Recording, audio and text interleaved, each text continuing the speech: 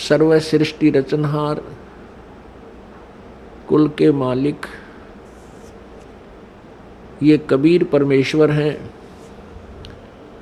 ये वही परमात्मा हैं जो बनारस में, काशी में सन 1398 में प्रकट हुए थे, एक शिशु रूप धारण करके अपने सतलोक से चलकर आए थे और लहर तारा तालाब नामक एक सरोवर में अच्छे खिले हुए विकसित कमल के फूल पर परमेश्वर पूर्ण ब्रह्म एक शिशु रूप में बनारस में विराजमान हुए थे। पुण्यात्माओं, आप और हम सभी काल के जाल में फंसे हुए हैं और इस काल का ऐसा भयंकर जाल है, इसको परमेश्वर के अतिरिक्त कोई नहीं समझ और समझा सकता। वो परमेश्वर हम सभी आत्माओं के पिता हैं और अपनी संतान को कोई आपत्ति कष्ट हो तो अपने पिता और माता को ही उसका दुख होता है। परमेश्वर के अंदर वो सर्वे गुण हैं। तुमेव माता च पिता तुमेव बंधु च सखा तुमेव विद्या च द्रविण तुमेव सर्व मम देव देव। ये वो परमात्मा है जो माता और पिता और भाई सखा सभी का ये प्रॉपर रोल करता है। ये यथार्थ भाव में हमारा ये सभी नातों से संबंधित है, सभी नातों में यही खरा है। तो उसी को हमारी चिंता बनती है। हमने जो गलती की वो तो बहुत भयंकर भूल है हमारी और उसी का परिणाम हम भोग रहे हैं। हमने क्या गलती की थी कि हम सभी आप, या कोई चींटी बना है चाहे हाथी बना है, चाहे कोई रंक है या सेठ साहूकार या राजा बना है, ये सभी कबीर परमेश्वर की आत्माएं हैं, पूर्ण ब्रह्म के बच्चे हैं। और हमने क्या गलती की कि हम सतलोक में रहते थे, वहाँ कोई मृत्यु नहीं थी, कोई जन्म नहीं था, ना कोई रोग कष्ट शरीर को था, किसी प्रकार की कोई आपदा वहाँ नहीं आती थी, कोई अभाव नहीं था, कोई मजदूरी नहीं करनी पड़ती थी, हम बहुत सुखी थे। वहाँ हमने गलती की कि जो यहाँ का भगवान है ब्रह्म, ये ब्रह्म जो है इसको ज्योति निरंजन भी बोलते हैं, इसको काल भगवान की उपमा से भी जाना जाता है। इसने एक बदमाशी इसके मन में आई। इसने क्या किया कि अलग राज्य प्राप्त करने के लिए 70 युग तक तप किया, सतलोक में एक पैर पर खड़ा होकर। और हमने भूल क्या की, हम अपने पिता परम पिता परमेश्वर कबीर देव से मन हटा के और इस काल भगवान को चाहने लग गए। केवल इसकी इस भक्ति को देखकर एक पैर पर खड़ा होकर ये तपस्या कर रहा था। केवल हम इसकी इस कला पर, इस अदा पर आसक्त हो गए और हम अपने पिता जो हमें सर्व सुख दे रहा था, ना कोई मृत्यु थी, ना किसी का बेटा मरे था, ना बेटी मरे थी, ना कोड लगे था, ना कोई किसी प्रकार की कोई आपत्ति नहीं आने देता था, उस परमात्मा को त्याग दिया क्योंकि हम सुखी गणे थे वहाँ पर। और हमें ये मालूम नहीं था कि हमें इतने कष्ट भी आ जाएंगे। अपनी नालायकी के कारण हम इस ज्योति निरंजन को चाहने लगे और जिस परिणाम स्वरूप हम इसके जाल में फंस गए और यहाँ आगे इसके साथ में इसने 21 ब्रह्मांड परमात्मा से तपस्या करके प्राप्त किए। ये अलग से कहानी आपको सुनाएंगे, लेकिन यहाँ जो प्रसंग चल रहा है कि हम अपनी उस नालायकी के कारण आज इस काल के साथ आगे। जब तक हमारे सतलोक के पुण्य थे तब तक तो इसने हमें रखा ऊपर के लोकों में, स्वर्ग महास्वर्ग में। और जब हमारे पुण्य खत्म होते चले गए, क्योंकि यहाँ का विधान है कि जैसे कर्म करेगा वैसे फल मिलेंगे और पुण्य आपके होंगे। जब पुण्य क्षीण हो जाते हैं तो उसको ये यहाँ पृथ्वी पर पटक देता है। तो जब तक हमारे पुण्य थे, हमारी जेब में पैसे थे, हमारी कमाई थी, तो हम स्वर्ग रूपी होटल में वहाँ अपने मस्ती करते रहे, भगवान याद नहीं आया। और जब हम पटक दिए पृथ्वी पर, कोई कुत्ता बनाया, कोई गधा बनाया, कोई कुतिया बनाई, कोई गधी बनाई, कोई शेर, कोई पशु पक्षी जीव जंतु बनाकर यहाँ डाल दिए। और जिनके कुछ पुण्य फिर भी शेष रहे उनको मानव शरीर दिया।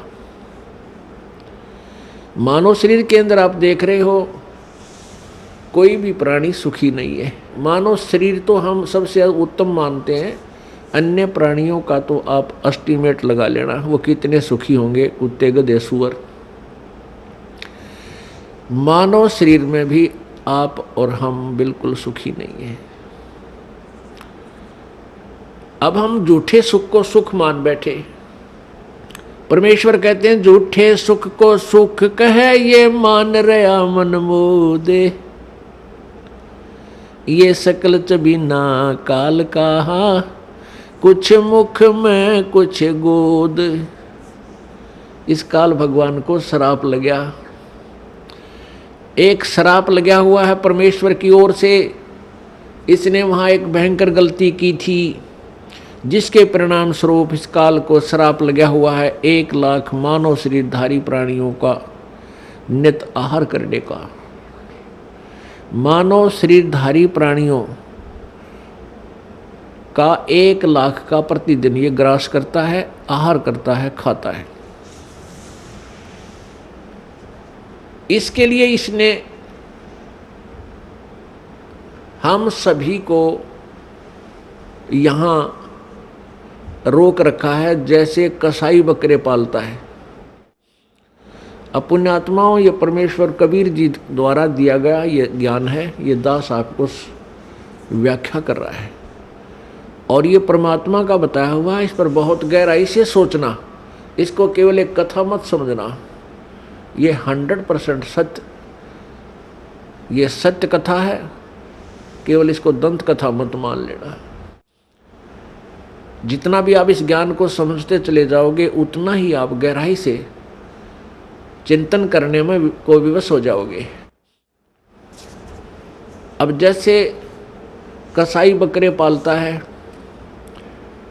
उन बकरों के लिए वो बहुत व्यवस्था करता है, उनको चारा चराता है, उनको पानी पिलाता है, गर्मी सर्दी से बचाता है, उसके ऊपर कोई छान डाल देता है, कोई शेड बनाता है।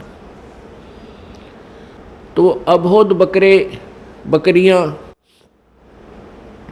उस कसाई को अपना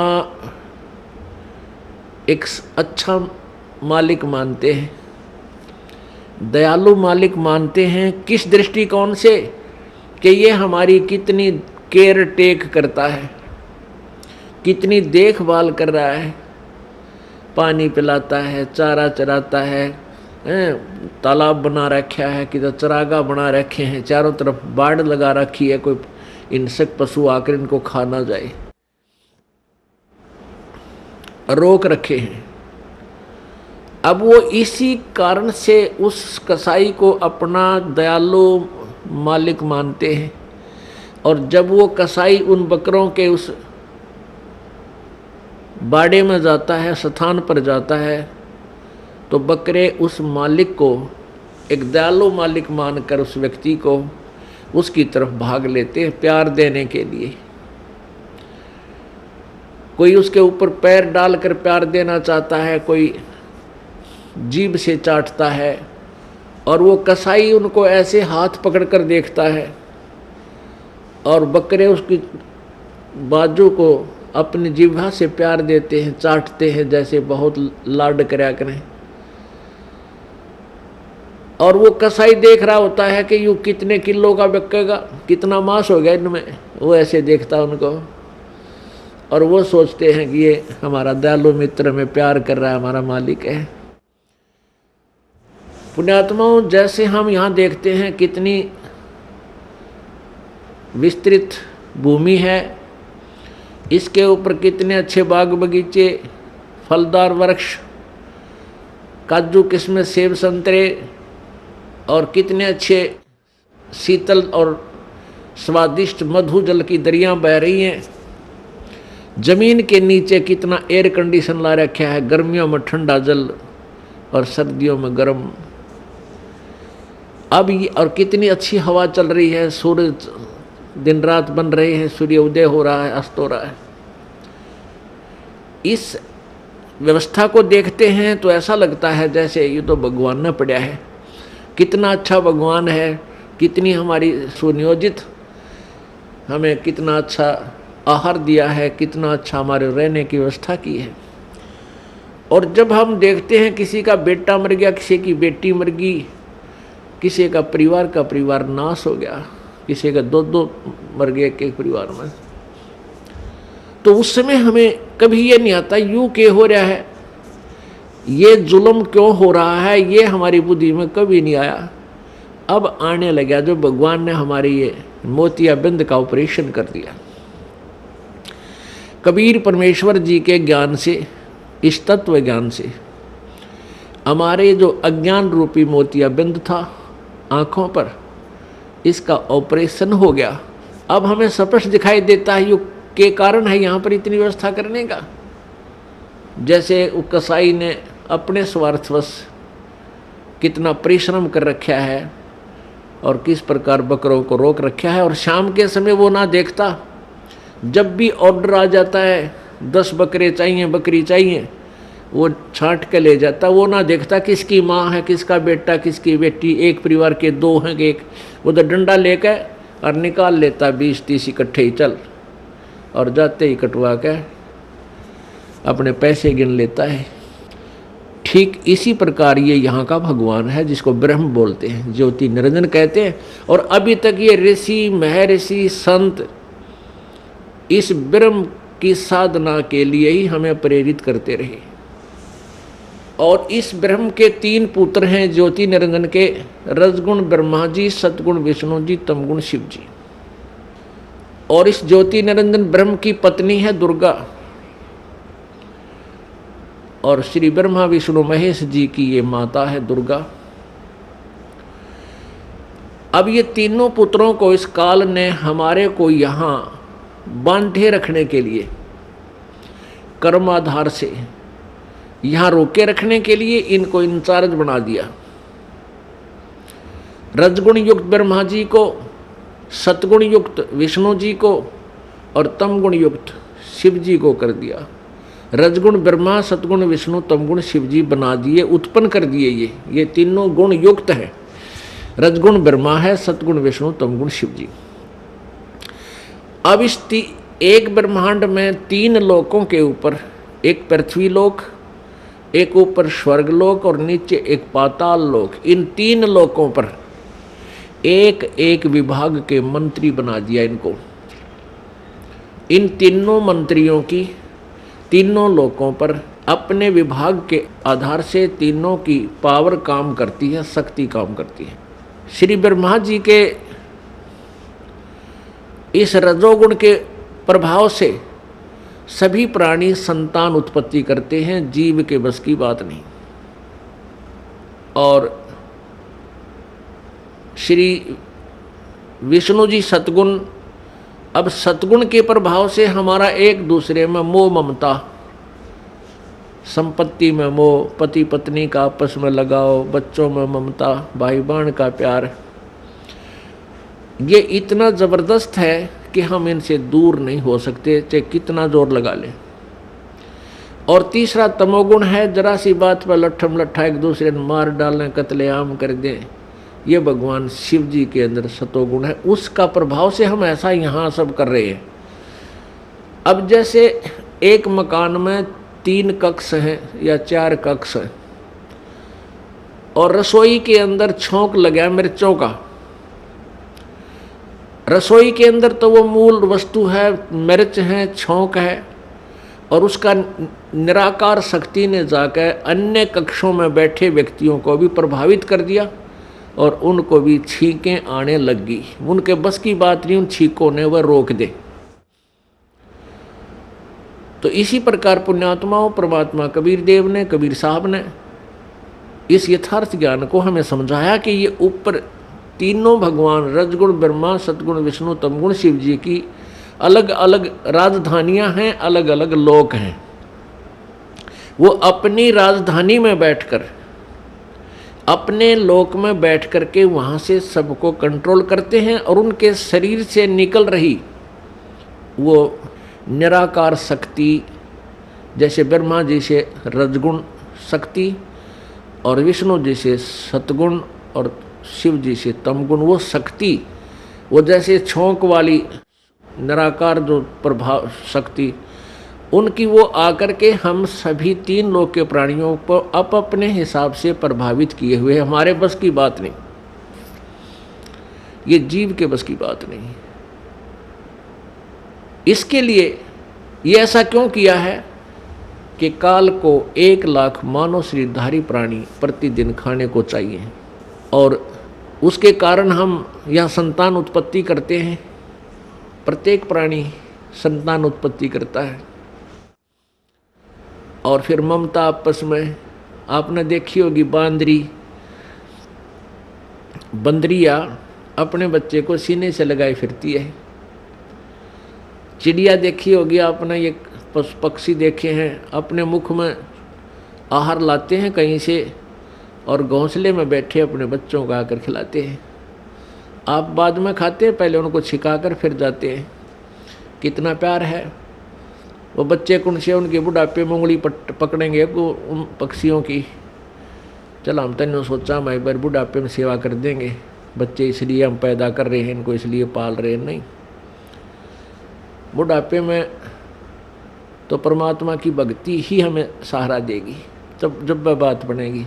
अरे कलयुग के पुत्र तय तो अपने बेराजी सी सेवा करेंगे और कैसी कर रहे हैं ये आपको खूब विदित है। तो ये सब कारण क्या है? काल ने हमें यहाँ बाई फोर्स और धोखा देकर हमें यहाँ पर रखा हुआ है। अब ये कितना सुंदर शरीर हमें नजर आता है अपना, अपने शरीर की रक्षा के लिए, इसमें कोई बीमारी हो जाए या सर्दी से बचाने के लिए कितनी व्यवस्था करते हैं और इसको बनाए रखने के लिए, जीवित रखने के लिए, इसी के लिए हम सारा दिन लगे रहें पेट भरने की खातिर। और ये क्या है?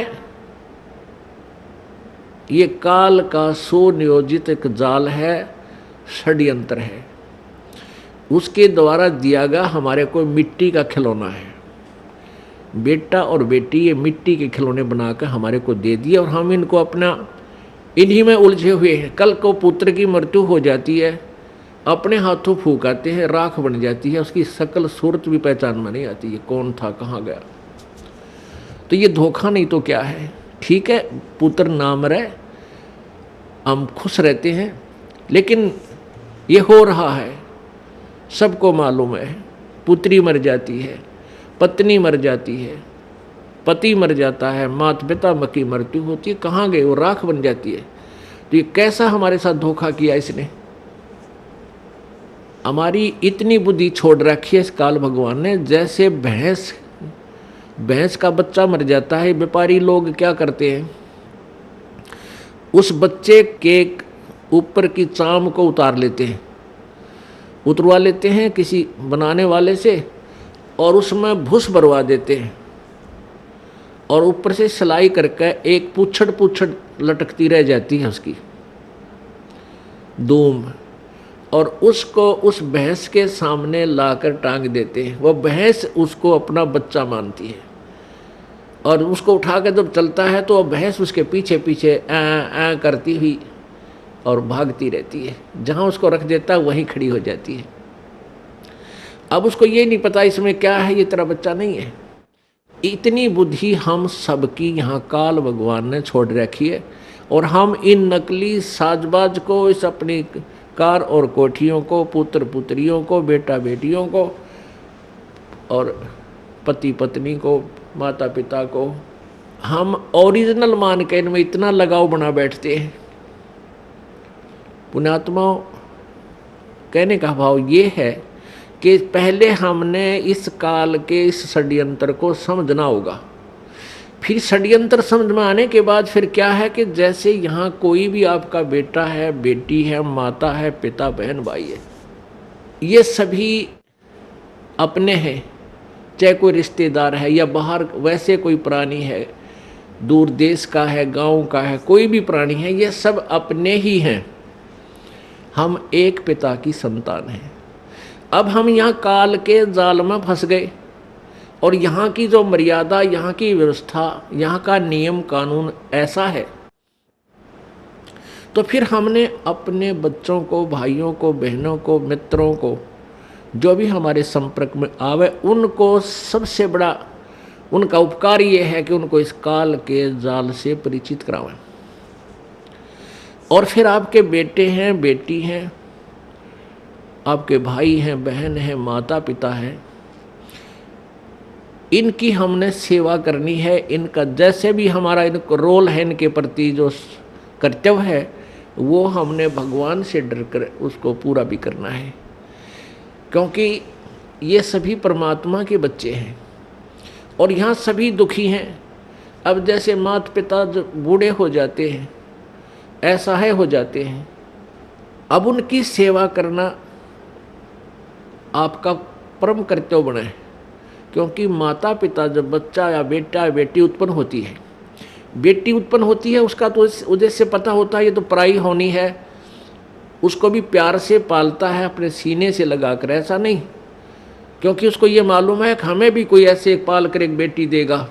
और उसका मुख्य उद्देश्य बेटे के ऊपर रहता है कि बेटा बड़ा होगा, पुत्रवधू आवेगी और हम बूढ़े हो जाएंगे, हमें हमारी सेवा करेंगे, हैं, हमें बैठों को खाना देंगे, उंगली पकड़ कर इधर उधर हमें ले जाया करेंगे। तो इस उद्देश्य से वो बच्चों की परवरिश करता है, इस उमंग से रात देखता ना दिन देखता। तो जब वो बूढ़े हो जाते हैं तो वो डिज़र्व करते हैं आपसे वो सेवा, और आप वो कर नहीं पाते।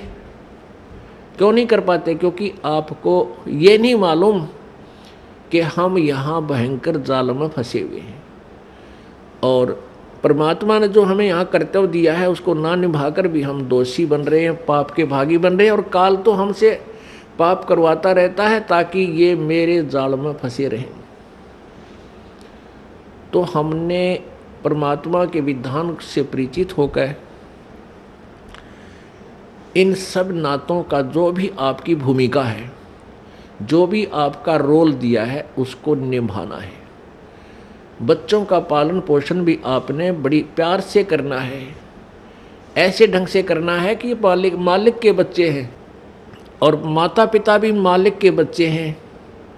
आपकी ड्यूटी है बुढ़ापे में इनकी सेवा करना, इनको प्यार दे। बूढ़ा आदमी प्यार का भूखा होता है, प्यार तो बोल पड़े बस उसने, वो भूखा भी रह जाएगा। उसको पता है कि तेरी सटेज ऐसी होगी, जो मिल जाए वो खा ले, चुप करके नखरे मत करें। और नहीं करते हैं जो समझदार होते हैं, तो उनको प्यार से ही बोल पड़ो, इतना ही काफ़ी होता है। कोई वस्तु की चाह करते हैं तो तुरंत हाँ अवश्य करेंगे, माता पिताजी अभी करते हैं, चाहे 2 दिन लेट भी हो जाए पर बोला राजी, इतने में खुश हो जाया करें। और जब बच्चे हैं आपके, तो बच्चों का भी आपने पालन पोषण करना इस दृष्टिकोण से चाहिए कि तेरे ये भगवान के बालक हैं, उस सच्चे मालिक के बच्चे हैं और हमारी ड्यूटी दे दी, हम इनके सेवक हैं। जैसे एक नौकरानी रखी जाती है, घर पे नौकरानी रखी जाती है और उसकी ड्यूटी लगा दी कि इस पुत्र की या पुत्री की, बेटा और बेटी है मेरी, उस मालिक ने नौकर रख ली और इनकी ड्यूटी लगा दी, उनका पैसा दे दिया कि ये इनका सामान है, इसको खाना खिलाना है, कपड़े पहनाने हैं, इस प्रकार इनको नहलाना धोना है और स्कूल छोड़ के आना है, विद्यालय ले जाना है और लाना है। अब वो बहन, वो नौकरानी या नौकर उस मालिक के बच्चे जान के उन बच्चों की अपने बच्चों से भी ज़्यादा केयर टेक करता है। और जब उसको निकाल दिया जाता है, नौकरी से निकाल दिया जाता है, तो मुड़ के नहीं देखता फिर उन बच्चों की तरफ। और जब तक वो नौकर रहता है, उनकी सेवा की ड्यूटी है, वो बहुत चिंतित रहता है कि मालिक गुस्सा ना हो जा, इनकी कोई सेवा में फर्क रह जा, कोई कमी ना आ जाए, त्रुटि ना रहे। एक समय ये दास सर्विस करता था जब जेई की पोस्ट पे, जहाँ हमारा कार्यालय था उससे 2 मकान छोड़कर एक बड़े साहूकार सेठ का मकान था। उसकी एक बेटी थी, वो ज़्यादा से ज़्यादा 8-7 वर्ष की होगी, पहली या द्वितीय कक्षा में वो पढ़ती थी। और उस लड़की का विद्यालय वहाँ से ज़्यादा 1000 फुट होगा, 1000-1500 फुट की दूरी पर था। तो उस मालिक ने उस बेटी के लिए कोई साधन नहीं लगा रखा था, कोई रिक्शा वगैरह नहीं ला रखी थी, थोड़ी दूरी पर था। उस नौकरानी से कह रखा था कि आप इसको सुबह छोड़ आना, नवा धवा के, कपड़े ड्रेस बना के, और जब इसकी छुट्टी हो ले आना। वो उसको ऐसे ही प्रतिदिन लेकर जाती थी और छुट्टी होते ही उसको ले आती थी, पैदल ही लाती थी। गर्मियों के दिन, ये मई का महीना, उसने एक छोटी सी छाता ले रखा उस नौकरानी ने, स्वयं तो धूप में, और उस छोटी सी बच्ची के ऊपर छाता लिए हुए, और वो धूप में आ रही है, उस बच्ची पर, मालिक की बेटी पर छाता किए हुए है और लेकर आ रही है। यानी इतनी सेवा, इतनी अपने पंचुअल थी अपनी सेवा में। और जब उसको नौकरी से निकाल दिया, फिर उसने उधर झांक कर भी नहीं देखा कि मेरी ड्यूटी अभी तक थी और इतना कर्तव्य था, ये मैंने ठीक निभाया। तो पुण्यात्माओं, इसी प्रकार आपके बच्चे हैं, बेटा बेटी हैं, ये प्रभु के बच्चे हैं, आपको इनका सेवक लगा रखा है। इस दृष्टिकोण से इनका पूरा कर्तव्य करो। अपने कर्तव्य कर्म को करते हुए प्रभु की याद भूल नहीं पड़नी चाहिए। और जब यहाँ से जाने का समय आएगा, नौकरी से आपको निकालेंगे, आपके मन में अगर हृदय से ये बात होगी कि मेरा बेटा नहीं है, मेरी बेटी नहीं है, ये मालिक के बच्चे हैं, ठीक है, नाता कुछ भी जोड़ दिया अब हमारा है, सामाजिक नाता भी बेटा बेटी का है, लेकिन ये मालिक के, वास्तव में परमात्मा के बच्चे हैं। और जब हम चलेंगे यहाँ से छोड़कर, तो हमारी ममता इनमें नहीं हो सकती। यदि हम इस ज्ञान आधार से सोचेंगे, और यदि हम उस पशु की तरह उस पुतले को अपना माने बैठे रहेंगे, तो धक्के उसके पीछे पीछे धक्के खाते ही रहेंगे। मान ले आपकी मृत्यु होने लगी, ये आध्यात्मिक तत्व ज्ञान है पुण्यात्मा, जो तुमने यहाँ से पीछा छुटवाना है। यदि आपको ये ज्ञान हुआ नहीं, भक्ति कर रहे हो, सुख भी देगा भगवान, आपके दुख भी दूर करेगा, आपको धन भी देगा, बहुत सुख कर देगा। और इस ज्ञान की भूल पड़ते ही आपको यहीं फंसा लेगा। आपकी मृत्यु होने लगी, आपके पास कोई बेटा या बेटी आकर रोने लग जाएगा, आपकी ममता उसके उधर फंस जाएगी, क्या होगा मेरे बच्चे का, कौन संभालेगा इसको। और फिर मृत्यु होगी तो आपकी आस्था उस बेटा या बेटी में रह गई।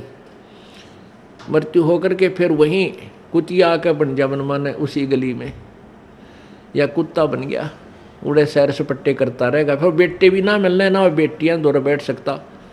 एक परिवार ने खीर बनाई थी, खीर का पात्र था, उसमें सर्फ पड़ गया, पड़ते ही वो मर गया, अंदर बैठ गया नीचे। वहाँ उनकी एक पालतू कुत्ती थी, मतलब जैसे वह वैसे पाली हुई नहीं थी, गली में घूमती फिरती, आ जाती, बैठ जाती, उसको रोटी राटी डाल देती, वो वहाँ बैठ जाती थी। तो उसने क्या किया, वो सारी खीर पंजे के साथ खिंडा दी, वह डाल दी, नीचे डाल दी। उधर से घरवाला ने देखा कि इसने तो भाई कमाल कर दिया, आज तक ये ऐसी गलती नहीं करती थी, आज तक इसने बड़े बड़ा भोजन का नाश कर दिया। उसका तुम्हारा लठ, वह तो गई ट्या ट्या करती। फिर वो खीर को संभालने लगे, बाहर नीचे पड़ी थी, वो तो पड़ी थी, अंदर झांक कर देखा उसमें कितनी बच रही है, उसमें काला सांप, सर्प अंदर पड़ा। और फिर उस पूरे परिवार ने खुशी मनाई को हो, इस कुतिया ने तो हमारा परिवार बचा दिया। फिर उसने ल्याओ पकड़ कर वो आगन बाजे को डर लठला गया। फिर किसी से पूछा, भाई ये कोई वैसे ही कोई मौत होती है? एक व्यक्ति आ गया जो थोड़ी बहुत भविष्य की या बैक की जाने था, उससे पूछने लग गया कि ये क्या कारण है, इसने आदमी भी नहीं कर सकता, ऐसा काम कर दिया इस कुतिया ने। तो उसने बताया थारी दादी थी या तेरी दादी थी पहले हैं, और इसकी आस्था भैया मरन लगी जब थारे में रहेगी या कुतिया बन गई। और अच्छी पुण्यात्मा थी, पहले भी दयालु थी, और जो तुरंत मनुष्य जोनी से पशु जोनी में आता है उसमें थोड़ी बहुत लक्षण अच्छे होते हैं। जैसे कई कुत्ते हैं बड़े समझदार मनुष्यों की तरह ही सारे काम कर देते हैं, वो तुरंत मनुष्य जोनी से आए हुए होते हैं। तो पुण्यात्मा फिर आप वहाँ कुत्ते बन का बैठोगे। तो अध्यात्म यदि आपने इस विद्यालय में प्रवेश पाया है, पहले इसका उद्देश्य समझ लेना। इस विद्यालय का उद्देश्य है आपका यहाँ जन्म मृत्यु से सदा के लिए झंझट छुटवा देना और सतलोक में वहाँ भेज देना जहाँ कभी दुख नहीं, कभी मृत्यु नहीं, कोई रोग नहीं, कोई कोढ़ नहीं, कोई आपदा नहीं आती, किसी चीज़ का अभाव नहीं, जहाँ हम पहले रहते थे। अब जब तक आप मालिक के चरणों में रहोगे तो यहाँ का सुख तो आपको मिलेगा। आपके भाग्य में ना होगा तो भी दाता आपको देगा। ये दयालु है, ये समर्थ है, इसके पास फुल पावर है। और फिर आपकी मृत्यु तो होगी, क्योंकि यहाँ तो कोई रह ही नहीं सकता। इस मिट्टी के खिलौनों में कितने दिन रह सकता है? हजार वर्ष तक भी जीवित रह कर देख लिया ऋषियों ने अपनी अटकलों से, आखिर में फिर मृत्यु हुई। यहाँ तो मृत्यु होगी। वो दिन तो डेफिनेटली आओगा जिस दिन आपने यहाँ छोड़ना ही पड़ेगा, चाहे कितना काम रह रहा हो। आज जो स्थिति आपकी है, यदि आप इसको अभी से सेट करके चलोगे कि परमात्मा आपकी इच्छा कभी ले चलियो, यदि आपने मोक्ष उद्देश्य रखना है, उसमें फिर अग्रम अग्रम नहीं रखनी कि यूँ काम रह गया, ऐसा नहीं हुआ, भगवान इतना और हो जाता फिर काम बने, नहीं। चाहे कभी कहे परमात्मा, चालन की तैयारी करनी पड़ेगी आपने। तो आपने यहाँ से तो जाना ही पड़ेगा। यदि आप श्रद्धा नहीं हटाओगे, यहाँ से आस्था नहीं हटाओगे, तो भी मृत्यु होगी, तो यहीं आ जाओगे। इस ज्ञान को आधार बना के और परमात्मा को साक्षी रख के जब भी चालन की तैयारी आवे, किसी समय आ जा, सहर्ष चल पड़े कि कभी ना कभी तो पीछा यहाँ से छुटवाना ही पड़ेगा। मान लीजिए आप परमात्मा के मार्ग पर लगे हुए हो और आपके साथ कोई ऐसी घटना, वैसे तो मालिक घटना नहीं देता जल्दी सी, वो भी आपकी कोई त्रुटि होगी या परमात्मा की कोई और रजा होगी, उसमें वो आपके हित में ही होगी। जैसे जिसको हम अकाल मौत कहते हैं, तो यहाँ पहले तो अकाल मौत आपकी होगी नहीं, और होगी तो घनी आपके ऊपर मेहर होगी, कोई विशेष कृपा होगी, या आपका नाम टूट चुका हो। प्रथम तो अकाल मृत्यु होगी नहीं इस मालिक के चरणों में आने के बाद। इसके हाथ में है मासा घटे ना चल बढ़े, विधना लिखे जो लेख, और सच्चा सतगुरु मेट कर ऊपर मार दे मेख। ये वो परमात्मा है जिस लिखे हुए लेख को, प्रारब्ध को कोई भी चेंज नहीं कर सकता। ये परमेश्वर कबीर देव उसको चेंज कर सकता, उस भाग्य को बदल सकता है। तो ये तो उसके साथ होगा जो हृदय से, तन मन धन से कोई मर्यादा भंग नहीं करता है, प्रभु के चरणों में लगा हुआ है। और दूसरे जो परमात्मा के चरणों में लगे हुए हैं और परमात्मा की कुछ और रजा है कि कई कारण हो जाते हैं पुण्यात्माओं, तो उसको ऐसे अकाल मौत, वो स्वयं ही अकाल मौत मृत्यु करेगा उसकी, और तुरंत ही उसको दूसरा जीवन देकर पार करेगा। वो उसने अपनी आत्मा को देखना है। हम तो अपना स्वार्थ देखें। जैसे किसी की माँ मर जा, चाहे 70 साल की हो रही है, तो याद आवे है कि भाई अच्छी बालक खिलाओ थी, पोत्या ने राजी रखे थी, घर की रुखाड़ करे थी, ये बना मरे तो बढ़िया है। तो हम तो अपने स्वार्थ ने कर रहे हैं। जय उस माता जी का हो जा बीमारी, कोई रोग हो जा, दस्त लग जा, खाट पे लेट जाओ, तो हफ्ते अंदर हाथ जोड़ लेंगे सारे, है भगवान माँ की माटी उसंगवा ले, परमात्मा इसने उठा दे।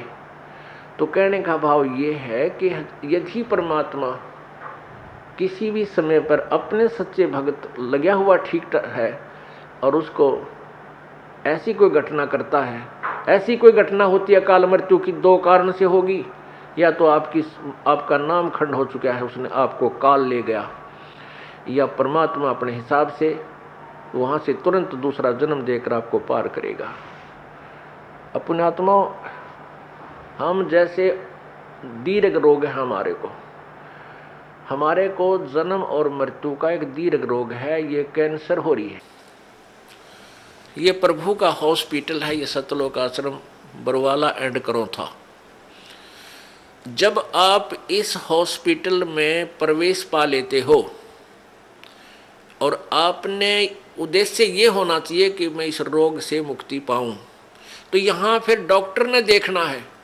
जैसे डॉक्टर के पास आप चले गए, आप भयंकर रोगी हैं, फिर डॉक्टर ने ही करना है जो करना है, मरीज की नहीं चलती। वहाँ पर मरीज की कोई राय नहीं ली जाएगी।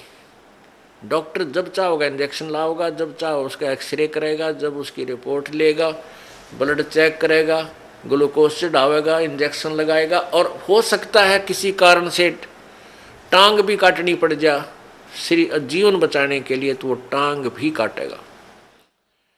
तो वहाँ मरीज अपनी नहीं चलाता है, वो करबद्ध रहता है और डॉक्टर को समर्पण कर देता है कि जो आपको ठीक लगे वही करना। तो यहाँ आने के बाद आपने अपना अगर जन्म मरण का रोग कटवाना है तो परमात्मा डॉक्टर हैं, कबीर भगवान हमारे।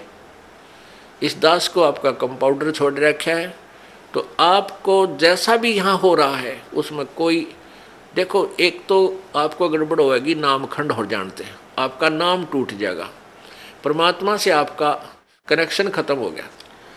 और दूसरा होगा मालिक करेगा, तो उसमें फिर अगरम मगरम नहीं होनी चाहिए, ऐसा क्यों हो गया, ऐसा नहीं होना चाहिए था। तो एक तो सावधानी आपने रखना है कि आपका नाम खंड ना हो, मर्यादा भंग नहीं होनी चाहिए। पुण्यात्माओं, आप इस काल के जाल से अपरिचित हो, इस कारण से इस मार्ग को इतना सीरियसली नहीं लेते। आप केवल पहले आते हो सुख के उद्देश्य से कि मेरा ये हो जा, बेटा हो जा, बेटी हो जा, कार हो जा, कोठी हो जा, टोटा दूर हो जा, कर्जा उतर जा, छोटा मोटा को शारीरिक कष्ट है वो दूर हो जा। ये तो आपको फ्री ऑफ कॉस्ट होगा यदि आप सच्ची श्रद्धा से भक्ति करनी प्रारंभ कर दोगे। फिर कुछ दिनों के बाद आपको यहाँ इसलिए बुलाया जाता है, भाई हर महीने आना है, दूर देश के हैं वो, चल दूसरे महीने 1 महीना छोड़ कर आ जाएं, 2 महीने छोड़ कर आ जाएं। आपको इसलिए बुलाया जाता है कि ताकि आप इसको इतना सीरियसली नहीं लेते, क्योंकि आप इस मार्ग से परिचित नहीं हो। आपको यहाँ बुलाया इसलिए जाता है क्योंकि आपको वहाँ अपने घर से जब चलते हो तो 1 हफ्ता पहले आप परमात्मा के दरबार में पहुँचने के लिए चिंतित हो जाते हो। तो आपकी वो चिंतन भी मालिक के पुण्य में लग जाता है। कोई कार्य को आगे पीछे करते हो, किसी से छुट्टी लेते हो, घर वालों को मीठा बोलते हो कि मैंने जाना है, कहीं ये ना कर दे, और फिर आप वहाँ से यहाँ तक आते हो। नंबर 1 तो आपको धनी बनाना है, राम नाम का, भक्ति का धनी बनाना है। परमात्मा का विधान है, संत मिलन को चालिए तज माया अभिमाने, जो जो कदम आगे रखे ओहे यज्ञ समाने। क्या बताते हैं परमात्मा, अपना विधान आप ही बता रहे हैं कबीर जी कि संत मिलन को चालिए। जब सतगुरु के दर्शनार्थ आप चलते हो, अभिमान तज माया अभिमान, किसी प्रकार का भी आप में अभिमान नहीं होना चाहिए, ना धन का हो, ना पद और पोस्ट का हो, किसी प्रकार का नहीं हो। जैसे एक रोगी व्यक्ति जिसको पता लग गया कि तेरी जान जाने वाली है और वो डॉक्टर के पास जाता है, चाहे वो कितना बड़ा अधिकारी है और कितना पैसे वाला है, वहाँ वो अपनी उस पोस्ट और पैसे को नहीं आगे रखता, उसका दिखावा नहीं करता, अपनी जान बचाना चाहता है। डॉक्टर जहाँ कहता वहीं लेट जाता है, कपड़े उतारने को कहता तुरंत उतार देता है, कोई रिपोर्ट करवाने के लिए संकेत करता, लिख कर देता, तुरंत उठ कर चला जाता है। तो पुण्यात्मा सच्चे दरबार में जब भगत आवे उसका दृष्टिकोण, उसका उद्देश्य, उसका भाव ऐसा होना चाहिए जैसे सीरियस रोगी, सीरियस पेशेंट और हॉस्पिटल में जाता है, उसमें कोई नखरा नहीं होता। ऐसे जब आप सच्चे दरबार में आओगे, आपको कितना पुण्य मिलेगा कि जहां से आप चले हो यहां तक आने के जितने भी आपके कदम, यानी जितने कदम बनते हैं, इतने यज्ञ के तुल्य आपको पुण्य मिलेगा। मिलेगा उसको जो यहाँ निष्कपट भाव से आता है और निर्भिमान होकर आता है, जैसे रोगी जाता है हॉस्पिटल में। तो यहाँ आपको बुलाने का उद्देश्य ये है, नंबर 1 तो आप धनी हो जाओगे, पुण्य बढ़ेंगे आपके, और जो पैसा आपका खर्च होता है यहाँ किराए पे आने जाने में, ये भी आपके पुण्य में लिखा जाएगा, आपके धर्म में लिखा जाता है, ये पुण्य हो रहा आपका। तो जितना भी आप यहाँ परमात्मा के चरणों में आओगे, आपका पुण्य बढ़ेगा। फिर आप यहाँ पर 5 यज्ञ होती हैं। एक यज्ञ है धर्म की, या भंडारा चला है भगवान का दिन रात फ्री ऑफ कॉस्ट परमात्मा की तरफ से। यहाँ जो आप आते हो 10 रुपये, 50 रुपये, 100 रुपये जैसे भी दान पात्र में डालते हो, उसका फिर सामूहिक रूप से भंडारा होता है, कहीं आश्रम का विस्तार होता है, कोई पंखा आता है, कितने दरी बिछाण की मैट लेते हैं, लैट्रिन बाथरूम बनाए जाते हैं, कमरे बनाए जाते हैं, शेड लगाया जाता है। तो ये आपके पैसे इसका पुण्य हुआ, और यहाँ आने वाली दुखी आत्माओं को चैन हुआ। अब कितने कैसे संसार से निकल कर आते हो आप, ट्रेन में आते हो, जेब कतरे साथ बैठे रहे, मनमाने किरा के कर जा। घर से निकलते हो, कोई ठगी है, कोई चोर है, कोई किस तरह का है। व्यापार में भी इस तरह के ना जाने कितने निकम्मे आदमी, या व्यवसाय में अपने कार्य में कितने निकम्मे टाइप के आदमी आपके साथ खसने को तैयार रहते हैं। और ऊपर से फिर आपके ऊपर ये इतनी आपदाएं, कोई रोगी है, किसी को कोई भूत सता रहा है, किसी का पितर रुष्ट है, किसी का देवता रुष्ट रहा है, और ना जाने कितने रोग कोड आपके लगे हुए। और वो प्राणी यहाँ आता है, उसको आते ही गर्म पानी मिला है नहाने के लिए, गरम गरम चाय तैयार मिला है, अपना बैटरी सी चार्ज हो जाती है इसकी, और फिर बिछे बिछाए मैट मिले, रजाई मिले भगवान के बच्चों को।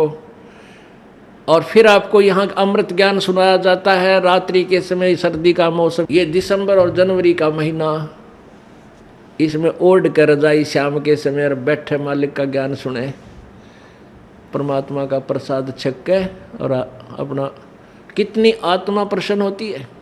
आधा दुख तो यही बोल लेता प्राणी। तो यहाँ पर कौन आता है? यहाँ कोई खाना खाने नहीं आता, यहाँ कोई रात्रि को सोने के लिए नहीं आता, यहाँ तो परमात्मा के लिए वो प्यारी आत्मा आती है जो परमात्मा के अंश है, जो पिछले जन्मों से उनके चरणों में कहीं ना कहीं किसी ना किसी रूप में वो उनके साथ रहे हैं। अब वो पार हो नहीं पाया, भटक रहे हैं, उनको फिर परमात्मा अपने बच्चों को इकट्ठा कर रहा किसी ना किसी माध्यम से, कोई टीवी से, चैनल से, या किसी पुस्तक से, या किसी मित्र से, रिश्तेदार से, भाई बहन से अपना संदेश भिजवा कर इनको फिर शरण में ले रहा है। तो ऐसी प्यारी आत्मा जो परमात्मा के बच्चे यहाँ आते हैं, और इनके लिए जो सेवा होती है, ये धर्म यज्ञ है।